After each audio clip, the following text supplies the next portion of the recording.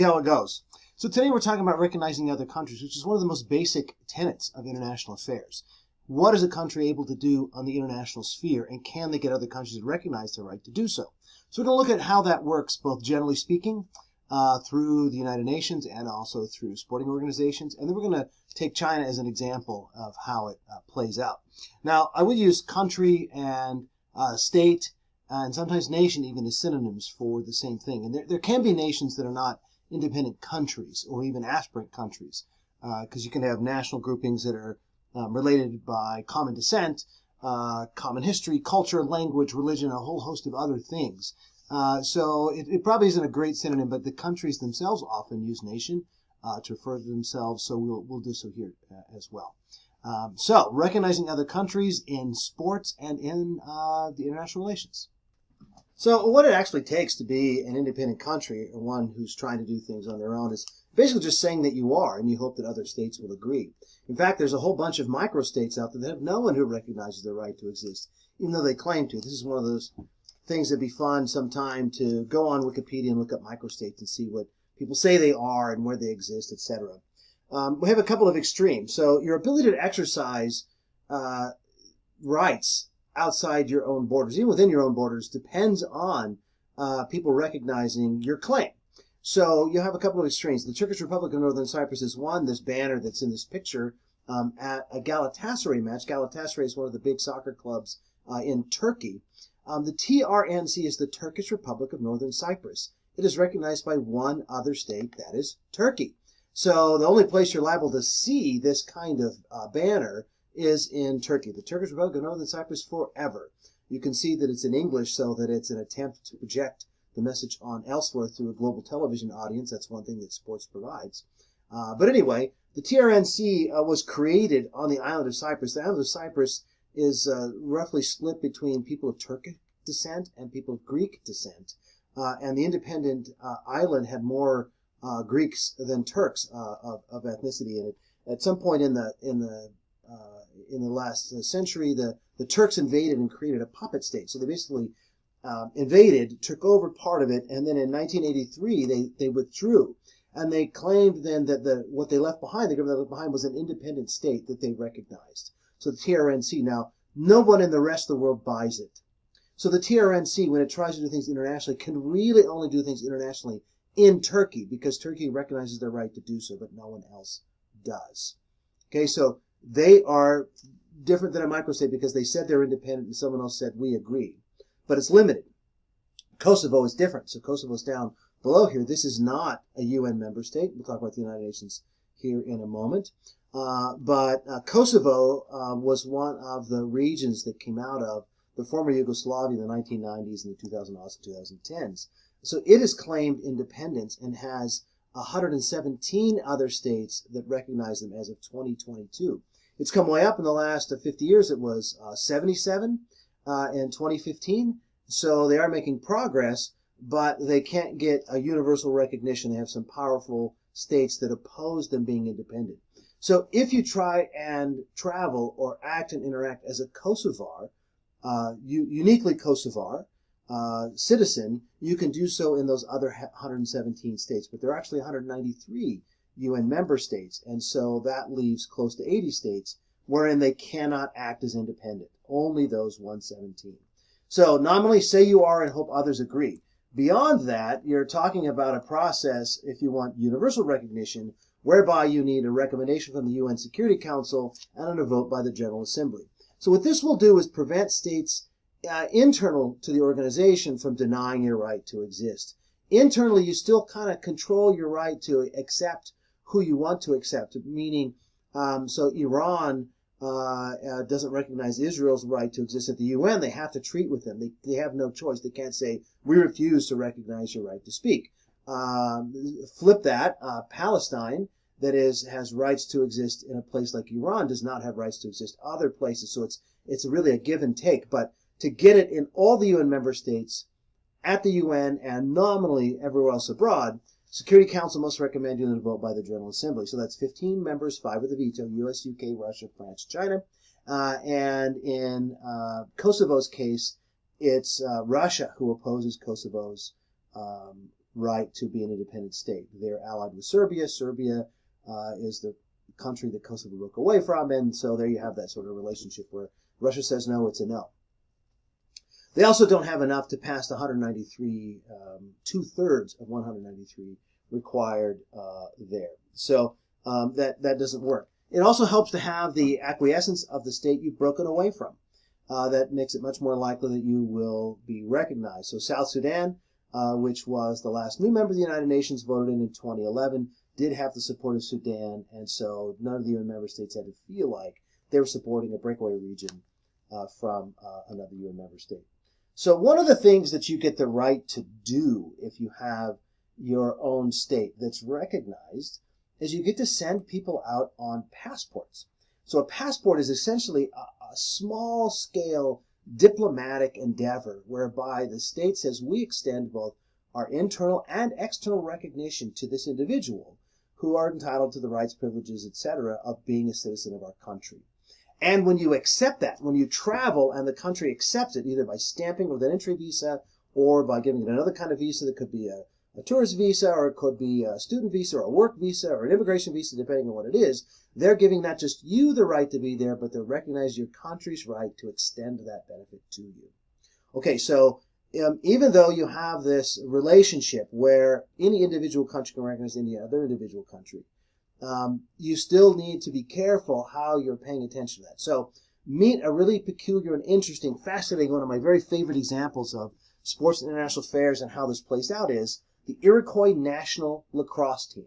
So a national team, we'll use this phrase a lot through the course of the semester, represents a country. Typically, it represents a country.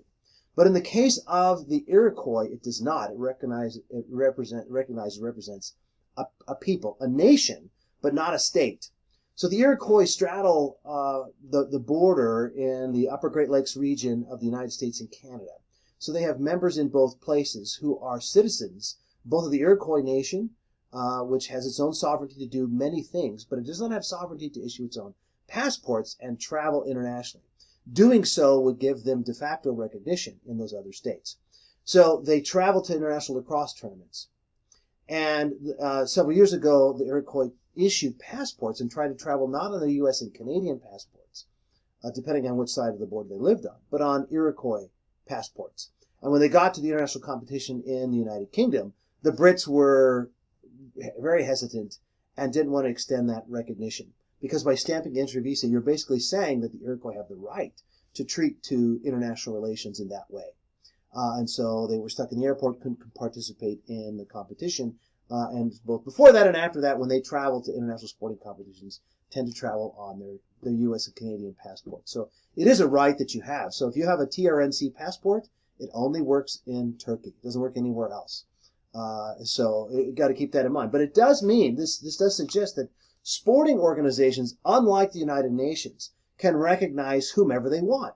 So here's the Iroquois marching in an opening ceremony for lacrosse, and they're carrying the Iroquois national flag.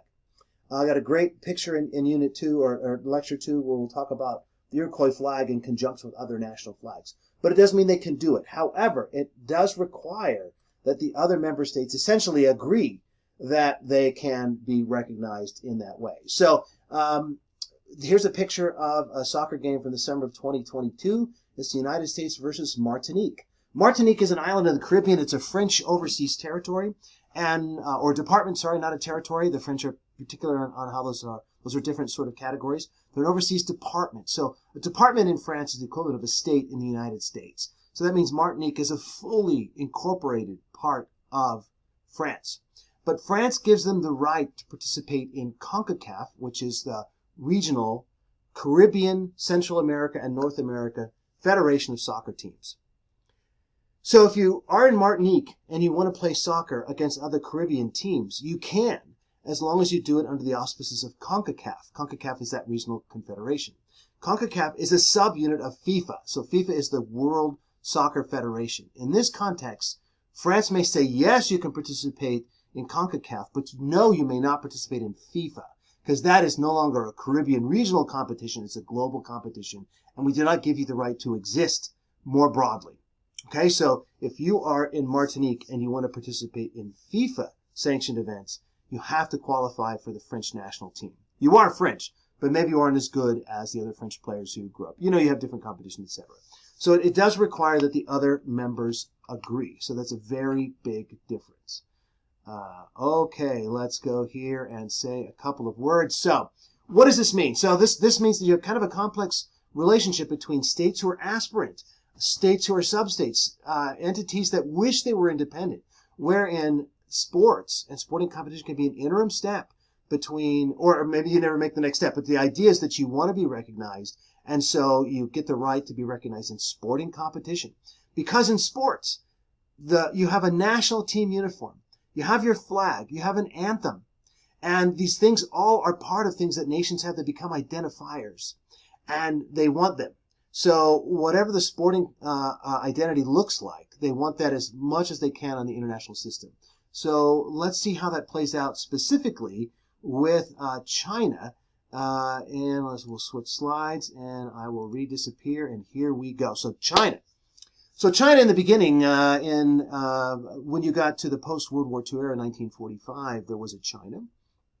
China was admitted to the United Nations as the Republic of China, and it pretty quickly ended up with a civil war. The Chinese Revolution is what it's called by the Chinese. It implies something better than civil war to them. And the communists under Mao Zedong, who's here on your left, and the nationalists under Chiang Kai-shek, who's here on your right, battled for supremacy, and the communists drove the Republicans, the ROC, off of mainland and onto Taiwan. So you've got that map here in the middle where Taiwan sits. So at the United Nations, what they had was a member who was called China. And what they were concerned with is, who's the representative of China? And for much of its history, early history, the United Nations recognized the Republic of China as the legitimate representatives of the Chinese people. So that's this little piece right here over this giant piece here. So that ends up long-term being problematic, because you're essentially giving the representation and the influence to the nationalists on the small island and not the burgeoning power of mainland China.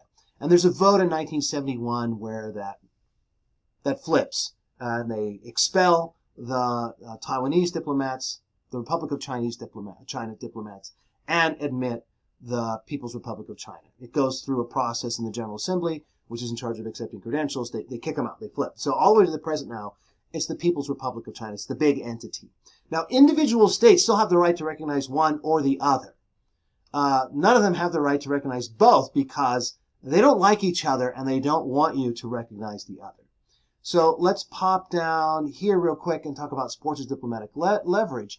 This means that the People's Republic of China can do interesting things to try and get states to flip the recognition. This is a series of pictures of the early 2010s when the PRC built Costa Rica a new national stadium, state-of-the-art national stadium, in exchange for Costa Rica taking its domestic recognition away from Taiwan as the legitimate China and giving it to the People's Republic of China. So there was a series of exchanges in friendship, etc. So there is a way to leverage it if you're powerful enough to use sports to get that. But more so, you're looking at the IOC and the Summer Olympics, where they have the ability to recognize multiples. Right, so they were two Chinas at the 1952 games, both the ROC and the PRC.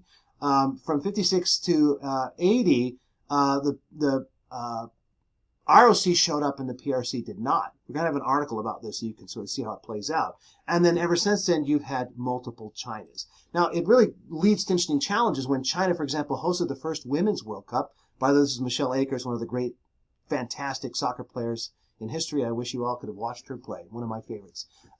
China hosted it. They don't recognize Taiwan's right to exist, but it qualified to go to the tournament, which meant that China had to admit them. What you end up with is a situation where there's actually four Chinas in sports. China, the recognized People's Republic of China. Taiwan, which through an agreement doesn't use its name Taiwan or Republic of China, but uses Chinese Taipei. They're not allowed to use their flag. They use this other symbol. Hong Kong is there as a former British possession. Macau is there as a former Portuguese possession. Essentially, what you end up with is this, that aspirant countries look for recognition, and sports can provide that.